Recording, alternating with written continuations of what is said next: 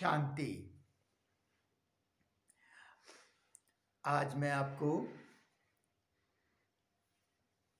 हम सभी के प्यारे परमपिता शिव बाबा, उनकी महिमा तो हम सभी जानते हैं। शिव बाबा की महिमा अपरम अपार है ना। शिव बाबा के जो निराकार का चित्र है उसमें भी अनेक गुण लिखे हुए हैं, हम सब जानते हैं। आत्मा और परमात्मा में क्या अंतर है वो सब हम जानते हैं, परंतु आज मैं आपको एक ऐसा अंतर बताने जा रहा हूं जिससे बड़ा कोई अंतर हो ही नहीं सकता और जिसके कारण सभी सारे अंतर है।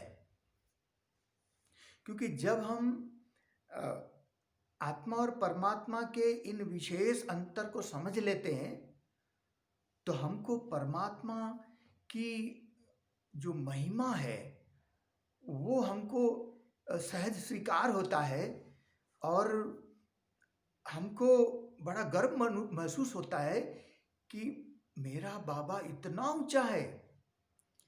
और फिर हमारा बाबा से प्यार जुट जाता है। तो भगवान से, शिव बाबा से हमारी प्रीत जुट जाए, उसके लिए ये अंतर जानना अति आवश्यक है। और इस अंतर को जानने से अनेक गुह्य राज भी समझ में आ जाते हैं। तो आज मैं आपको बता रहा हूं कि देखिए, इसके लिए सबसे पहले हम आपको याद दिलाएंगे, पहले भी एक वीडियो में हमने आपको बताया था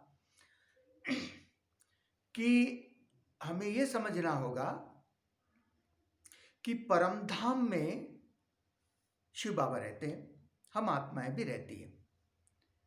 हम आत्माएं परमधाम से आकर के यहाँ पर पाठ बजाते हैं और शिव बाबा कल्प में एक बार अंत में आते हैं हम आत्माओं को वापस ले जाने के लिए।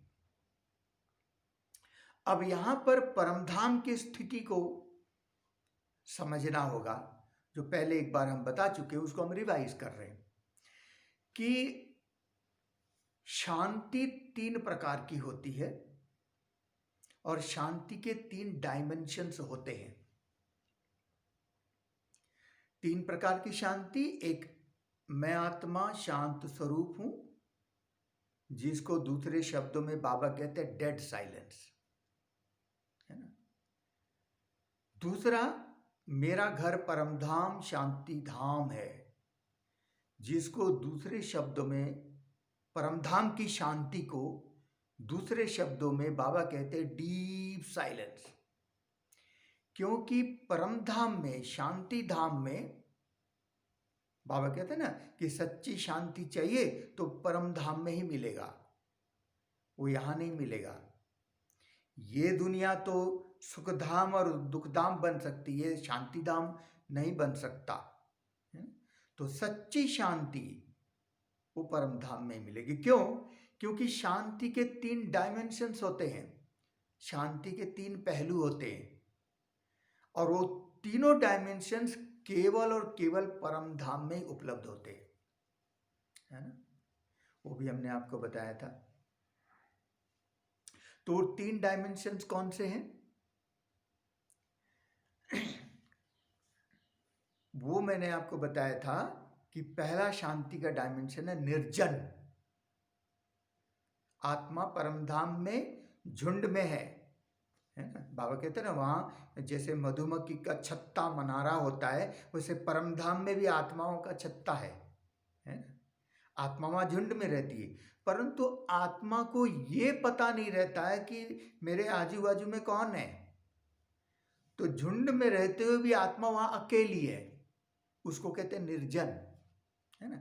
वो जो मैंने बताया ना कि आत्मा जब परमधाम में होती है उसको डेड साइलेंस कहते हैं। डेड साइलेंस इसलिए कहते हैं कि आत्मा वहां सोई हुई है, विश्राम कर रही है, सोई हुई है। मन बुद्धि संस्कार वहां पर आत्मा के इनएक्टिव है। आत्मा सोई हुई है, मतलब आत्मा की जो 3 शक्ति है, मन बुद्धि संस्कार, परमधाम में इनएक्टिव होता है। तो आत्मा परमधाम में इनएक्टिव है, एक्टिव नहीं है। तो यूं अगर कहें कि शरीर यहाँ मरता है और आत्मा वहाँ मरती है, ये भी कह सकते हैं। आत्मा भले अमर है, परंतु आत्मा परमधाम में जब होती है तो जैसे कि मरी हुई है, इनएक्टिव है। आत्मा चेतन होते हुए भी वहां अचेतन है परमधाम में। इसीलिए आत्मा को आजू बाजू का पता ही नहीं रहता कि मैं कहाँ हूं। और सबसे बड़ी विचित्र बात यह है कि वो है शांति धाम, परंतु वहां पर आत्मा को शांति की अनुभूति नहीं होती है। न शांति, न अशांति, न सुख, न दुख। आत्मा सोई हुई है, क्योंकि अनुभव करने वाली शक्ति तो मन है ना, और मन सोया हुआ है, तो फिर अनुभव तो आत्मा कर ही नहीं सकती। वहां बुद्धि भी सोई हुई है, इसलिए उसको पता ही नहीं है कि कौन आजू बाजू में है, कुछ मालूम ही नहीं। मैं परमधाम में हूं, ये भी उसको पता ही नहीं रहता है परमधाम में आत्मा को। तो आत्मा इनएक्टिव है। अब जो मैं 3 डायमेंशंस की बात कर रहा था, पहला डायमेंशन है निर्जन, अकेली, झुंड में भी अकेली है। दूसरा डायमेंशन है निस्तब्ध, परमधाम में कोई आवाज नहीं होती, कोई आवाज नहीं है ना। अब तीसरा डायमेंशन है निश्चल, परमधाम में कोई हलचल नहीं है, कोई मूवमेंट नहीं है, वहां मोशन नहीं होता, वहां गति नहीं होती। ये भी बड़ी विचित्र बात है कि आत्माएं जब परमधाम में जाती है, उसको मुक्ति कहते हैं, वो मुक्ति धाम है। और मुक्ति में जाना उसको गति कहा गया है ना। सतयुग त्रेता स्वर्ग में है सदगति, द्वापर कलयुग में है दुर्गति, और संगम युग में बाबा ले जाते हैं, हमको गति प्रदान करते हैं। परमधाम में गति नहीं होती, परंतु वहां पर जा करके आत्मा रहती है, तो उस प्रोसेस को गति कहा गया है ना। अब ये 3 डायमेंशंस आपको बताए। अब तीसरे प्रकार की शांति है, वो है मेरा बाबा, शिव बाबा, मीठा बाबा, बहुत मीठा है, स्वीट साइलेंस। तो बाबा से जो शांति की किरणें आती है उसको कहते हैं स्वीट साइलेंस, है ना। क्योंकि शिव बाबा केवल शांति की किरणें ही नहीं देता है, शांति के साथ साथ 3 चीज और मिक्स होते हैं, प्रेम, सुख और आनंद। ये तीनों चीज उसमें मिक्स होते हैं, है ना। तो इसीलिए है ना, शांति, प्रेम, सुख और आनंद, ये 4 मिश्रित किरणें आती है और उसके मिश्रित अनुभव होते हैं। इसीलिए बाबा से जो शांति की किरणें आती है, बहुत स्वीट लगता है, मीठा लगता है, उसको छोड़ने की इच्छा नहीं होती। उसी को कहते हैं अतीन्द्रिय सुख, है ना। वही शांति में सुख समाया हुआ है, इसलिए उसको कहते हैं स्वीट साइलेंस, है ना। अब मैं आपको यहाँ एक बात बताना चाहता हूँ। सबसे पहली बात ये समझना चाहिए कि आत्मा परमधाम में इनएक्टिव है, मरी हुई है, सोई हुई है, परंतु शिव बाबा सदा ही परमधाम में रहते हुए भी एक्टिव है। शिव बाबा सदा एक्टिव है परमधाम में। आत्माओं जैसे शिव बाबा वहां सोते नहीं है, शिव बाबा जागती ज्योत है। इसीलिए शिव बाबा की महिमा है, वो सदा शिव है। हम कहते हैं ना सदा शिव, भक्ति मार्ग में भी कहते हैं ना सदा शिव भजमना। बाबा को आपने देखा होगा, बाबा को कभी कभी शब्द पसंद नहीं आता है। बाबा कहते हैं सदा काल, सदा, क्योंकि बाबा सदा जागती ज्योत है ना। हम आत्माएं परमधाम में आत्माएं सोती ज्योत है, परंतु शिव बाबा जागती ज्योत है, एक्टिव है ना। अब देखिए, अब परमधाम शांति धाम में भी जब आत्मा शिव बाबा एक्टिव होंगे, तो वो एक्टिवनेस के कारण बाबा के सारे गुण इमर्ज रहते हैं, है ना। और बाबा वहां मौज में, आनंद में है। और वो शब्द आता है ना परमानंद, है ना। शिव बाबा परम आनंद में है ना। तो इसलिए देखिए, शिव बाबा जब परमधाम में एक्टिव है, जागती ज्योत है, तो शिव बाबा की लाइट वहां रेडिएट हो रही है। भले वहां कहते हैं गति नहीं होती, परंतु बाबा की लाइट, बाबा की जो किरणें हैं पूरे परम धाम को भी देता है, और परम धाम भी शिव बाबा से चार्ज होता है ना। तो बाबा सदा जागती ज्योत है। इसीलिए हमारे जो द्वादश ज्योतिर्लिंगम मठ है ना, वहाँ शिव मंदिरों में एक दिया जगता है, वो उसको कभी बुझने नहीं देते, है ना। क्यों? क्योंकि वो जागती ज्योति उसी का यादगार है। अखंड ज्योति जगाते हैं ना, वो दीपक जगता ही रहता है, उसको बुझने नहीं देते, कभी नहीं बुझते, क्योंकि शिव बाबा सदा जागती ज्योत है ना। ये सबसे बड़ा अंतर है, सबसे बड़ा अंतर है। और बाबा जागती ज्योत है, इसीलिए ही बाबा सर्वशक्तिवान है, ज्ञान का सागर है। अगर बाबा भी वहां पर इनएक्टिव हो जाए तो बाबा के अंदर ज्ञान भी खत्म हो जाएगा ना। क्यों? जैसे आत्मा वहां जाती है तो आत्मा के अंदर कुछ भी मेमोरी नहीं रहती, सब कुछ नहीं होता है। परंतु शिव बाबा सदा ज्ञान का सागर है, सदा सर्वशक्तिवान है, सदा सुख का सागर है। तो सातों गुण बाबा के अंदर वहां भी मौजूद है, मतलब बाबा सागर है ना, खत्म ही नहीं होता है। शिव बाबा के अंदर इसीलिए पूरे कल्प के आदि मध्य अंत का ज्ञान है, क्योंकि बाबा वहीं से सब देखते हैं। बाबा हमेशा कहते हैं कि मेरे पास, बाबा कहते हैं तुम बच्चों को मैं स्वर्ग की बादशाही देता हूं, परंतु एक चीज नहीं देता हूं। क्या? साक्षात्कार कराने की चाबी।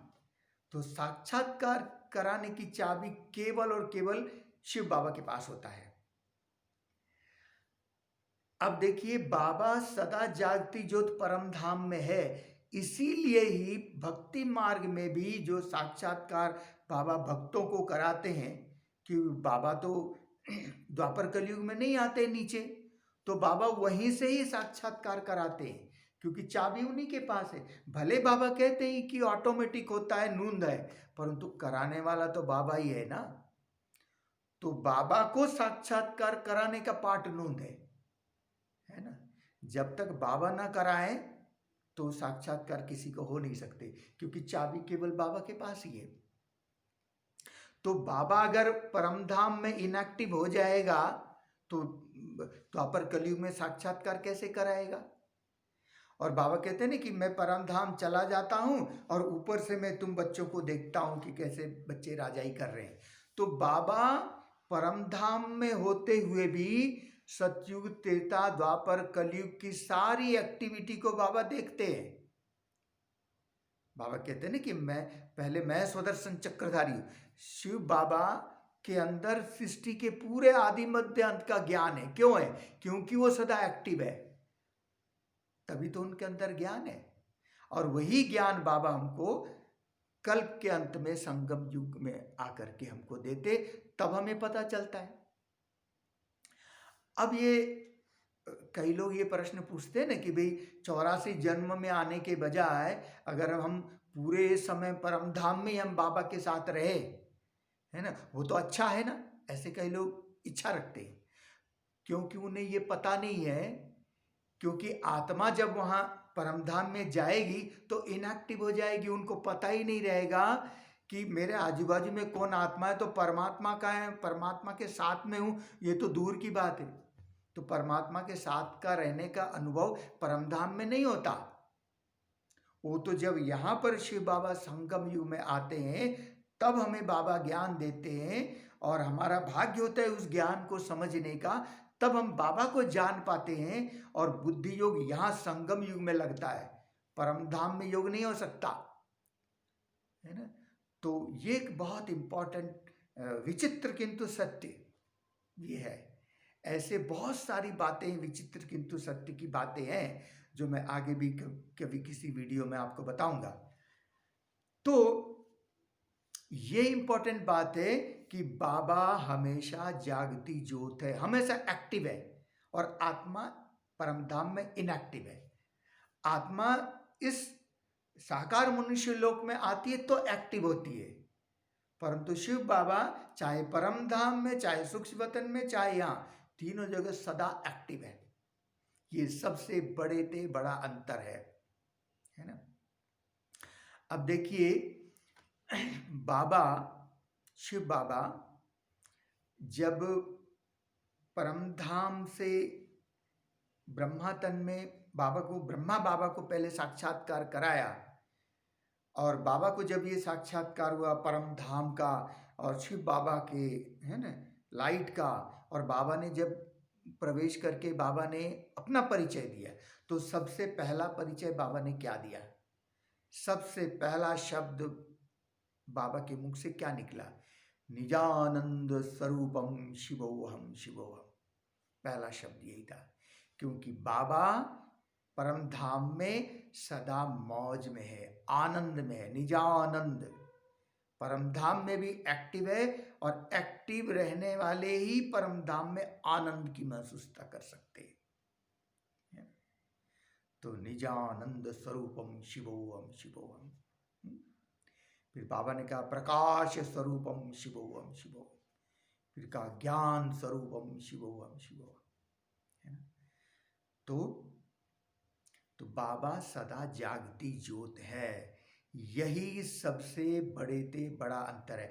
आत्मा और परमात्मा में इससे बड़ा कोई अंतर हो ही नहीं सकता, और इसी के कारण सारे अंतर है। ओम शांति।